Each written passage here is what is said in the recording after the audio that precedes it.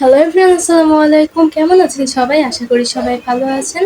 Guys, আজকে আমরা শিখব গল্পে গল্পে ইংরেজি। চলুন আর বেশি কথা না বাড়িয়ে শুরু করি। পিঁপড়া ও ঘুঘু। An ant got very thirsty.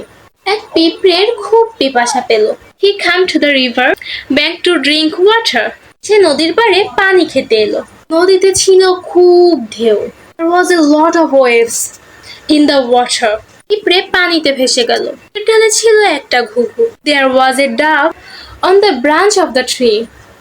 সে ভাবলো পিঁপড়াটাকে বাঁচাই। To save the ant. একটি পাতা ফেলে দিল পিঁপড়েটির সামনে। He dropped a leaf in front of the ant. পিঁপড়েটিও সাঁতরে পাতাটির উপরে উঠলো। ঘুঘুটিও পাতা ঠোঁটে তুলে ডাঙায় এনে রাখলো।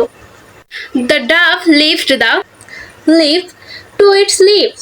পিঁপড়েটি প্রাণে বেঁচে গেল। And survived. ঘুঘুটি হলো তার বন্ধু। অনেকদিন পর, after many days, শিকারী এলো নদীর পাড়ে। A hunter is by the river. Hunter মানে হলো শিকারী। তার হাতে ছিল তীর ধনুক, মানে শিকারীটির হাতে ছিল তীর ধনুক। He had a bow and arrow in his hand. গাছের উপর ঘুঘুটিকে দেখলো। Oh, the dove on the tree.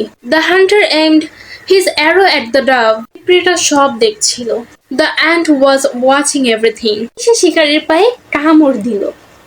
So he bit the foot of the hunter. শিকারীরও হাতের তীর নড়ে গেল। The arrow in the hunter's hand moved. সেই সুযোগে ঘুঘুটি ফুরুত করে উড়ে গেল। ঘুঘুটিও এখন সম্পূর্ণ নিরাপদ এবং সে প্রাণে বেঁচে গিয়েছিল। এটাই হয়তো বন্ধুত্ব কিংবা উপকারের ফল। আজকের ভিডিওটি আপনাদের যদি একটু ভালো লেগে থাকে, যদি একটু হেল্পফুল মনে হয়, তাহলে আমার পেজটিকে ফলো দিয়ে আমার পাশেই থাকুন। গাইস, আজকের ভিডিওটি এই পর্যন্ত। আবার দেখা হবে পরবর্তী কোনো ভিডিওতে।